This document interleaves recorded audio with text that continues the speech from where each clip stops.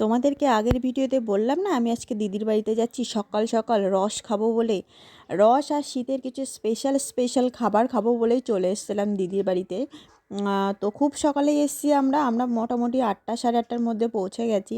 তো সকালবেলা এসে আমরা রস খেয়েছি, দুধে ভিজানো পিঠে খেয়েছি, তারপর খেয়েছি চালের রুটির সঙ্গে হাঁসের মাংস।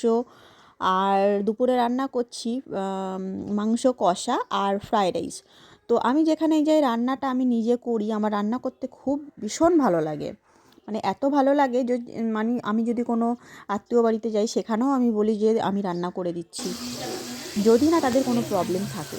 তো এখানেও রীতিমতো আমি হচ্ছে ফ্রায়েড রাইসটা করছি, আর আমার দিদি করছে মাংসটা।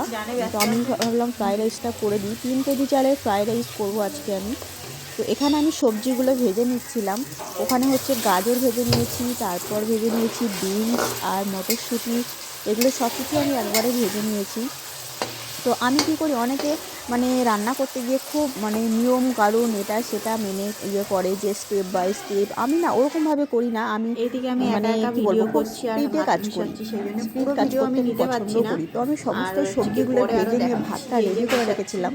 রেখে আমি এদিকতে কী ভাত করেছিলাম, তুলছি। একটা বড় গামলা বাটিতে ভাতগুলো সব নামিয়ে নিয়েছিলাম। ভাতগুলো নামিয়ে নিয়ে এর মধ্যে একে একে সমস্ত মশলা দিয়েছি। গরম মশলা গুঁড়া দিয়েছি, তারপরে দিয়েছি কালো জিরে না সরি, গোলমরিচ গুঁড়ো, তারপরে যেসব মশলা লাগে দিয়ে আমি ভালো করে মিশিয়ে নিচ্ছিলাম। কার কার রান্না করতে ভালো